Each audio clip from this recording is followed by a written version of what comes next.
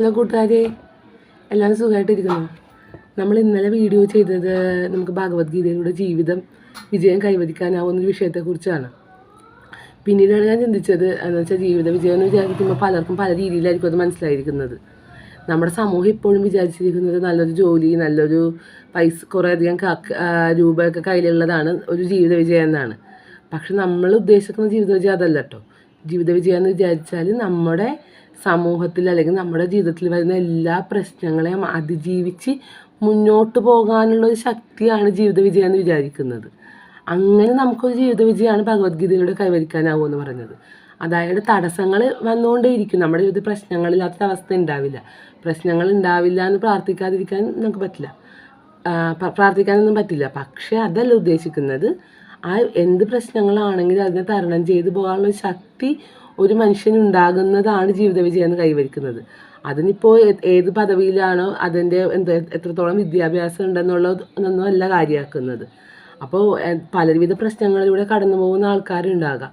പക്ഷേ ആ സമയത്തും നമ്മൾ വിജയിക്കുക, നമുക്കതിനെ തരണം ചെയ്തു പോകാൻ സാധിക്കുന്നത് നമുക്ക് ജീവിതത്തിൽ വിജയിക്കാൻ കഴിഞ്ഞത് കൊണ്ട് മാത്രമാണെന്ന്. അതിനെ മുന്നോട്ട് നമ്മൾക്കിപ്പോൾ ഈ ജീവിതത്തിൽ നമുക്ക് വരുന്നൊരവസ്ഥയൊക്കെ ഒരിക്കലും നമ്മുടെ തെറ്റുകുറ്റങ്ങൾ കൊണ്ട് സംഭവിക്കുന്നതല്ല. അതിൻ്റെയൊക്കെ പിന്നിൽ അദൃശ്യ ശക്തി ഉണ്ടെന്ന് നമ്മളെപ്പോഴും വിചാരിക്കുക. അതായത് നമുക്ക് കുറേ അധികം തിരിച്ചടികൾ ഇങ്ങനെ നേരിടേണ്ടി വരുമ്പോൾ നമ്മൾ ഒരിക്കലും നമ്മളെ സ്വയം ഒരു തോൽവിയായിട്ടോ നമ്മുടെ തെറ്റുകുറ്റങ്ങൾ കൊണ്ട് വന്നു പോയതായിട്ടോ ആരും കണക്കാക്കേണ്ടതില്ല. അതൊക്കെ നമ്മുടെ ഒരു പ്ലാനിങ് അല്ല, അതൊക്കെ ദൈവത്തിൻ്റെ ഒരു പ്ലാനിങ്ങിൽ നടക്കുന്ന കാര്യങ്ങളാണ്. അത്രയും മാത്രം നമ്മൾ വിചാരിച്ചാൽ മതി.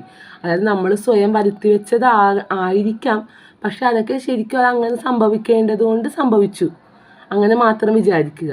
ചിലപ്പോൾ നമ്മുടെ തെറ്റുകൊണ്ടോ നമ്മുടെ ചുറ്റുമുള്ളവരുടെ തെറ്റുകൊണ്ടോ അല്ലെങ്കിൽ പലവിധ കാരണങ്ങൾ കൊണ്ടോ നമുക്ക് ജീവിതത്തിൽ പല പ്രശ്നങ്ങളും നേരിടേണ്ടി വന്നിട്ടുണ്ടാകാം. പക്ഷെ അതിനൊരിക്കലും ആരെയും പഴിചാരാനോ അല്ലെങ്കിൽ സ്വയം പഴിചാരാനോ നിൽക്കുന്നതിനപ്പുറം അതൊക്കെ നമുക്ക് വന്നു ചേർന്നതാണ്. അതിനെ എങ്ങനെ അതിജീവിക്കുക എന്ന് മാത്രം വിചാരിച്ച് മുന്നോട്ട് പോകാൻ നമ്മൾ ശ്രമിക്കുക. അങ്ങനെ ഒരു അവസ്ഥയാണ് നമ്മൾ ജീവിത വിജയം എന്ന് ഉദ്ദേശിക്കുന്നത്. അത് പല രീതിയിലുണ്ടാവാം. നമുക്ക് ഈശ്വരവിശ്വാസം നമുക്ക് അതിലൊരു പ്രധാന ഒരു ഘടകമാണ്. നമുക്കപ്പോൾ മുന്നോട്ട് പോകാനുള്ള ഒരു ശക്തി കിട്ടും. അതുകൂടാതെ നമുക്ക് ഈ ഭഗവത്ഗീതയും മറ്റ് നമ്മൾ മെഡിറ്റേഷനും അങ്ങനെ ഒരുപാട് ഇതിലൂടെ നമുക്ക് മുന്നോട്ട് പോകാൻ സാധിക്കും. അതാണ് ജീവിത വിജയം. അങ്ങനെ നമുക്ക് മുന്നോട്ട് പോകാൻ ഒരാൾക്ക് സാധിക്കുന്നുണ്ടെങ്കിൽ അത് ജീവിത വിജയമാണ്. പക്ഷേ ഇപ്പം എല്ലാം ഉണ്ടായിട്ടും, വിദ്യാഭ്യാസം ഉണ്ടായിട്ടും എല്ലാം ഉണ്ടായിട്ടും നമുക്ക് നേരിടുന്ന ചെറിയ തോൽവികളെ വരെ നമുക്കതൊരു അതിജീവിക്കാൻ കഴിഞ്ഞില്ലെങ്കിൽ അതൊരു പരാജയം തന്നെയാണ്. ചെറിയ തോൽവിയിൽ പോലും സങ്കടപ്പെടുന്നു. ഇപ്പോഴത്തെ കുട്ടികൾക്ക് ശരിക്കും സംഭവിക്കുന്നത് അത് തന്നെയാണ്. അതായത് അവർ നിസ്സാര കാര്യങ്ങൾക്ക് വഴക്കിടുകയും ജീവിതം ഇല്ലാതാക്കുകയൊക്കെ ശ്രമിക്കുന്നത് ആ ജീവിതത്തിൻ്റെ ഒരു വില അറിയാത്തത് കൊണ്ടാണ്. നമുക്ക് കുട്ടികളെ പഠിപ്പിച്ചു കൊടുക്കാൻ സാധിക്കേണ്ടത് അത് തന്നെയാണ്.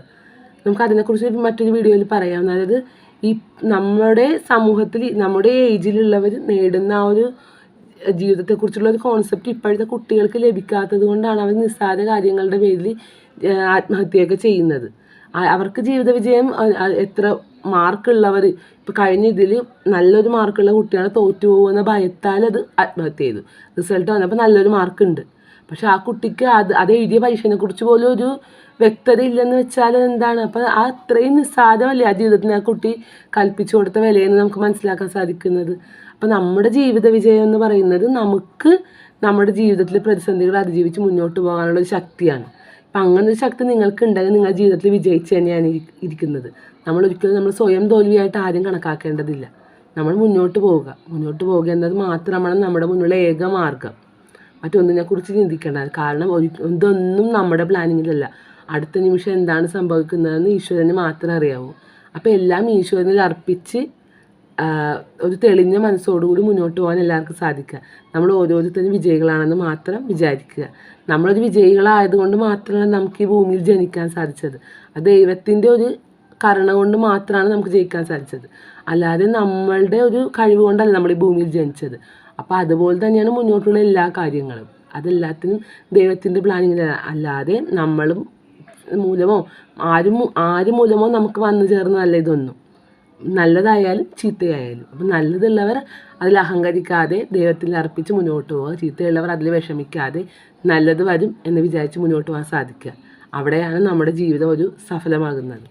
അപ്പോൾ നമുക്ക് അടുത്ത വീഡിയോയിൽ കാണാം. ബൈ.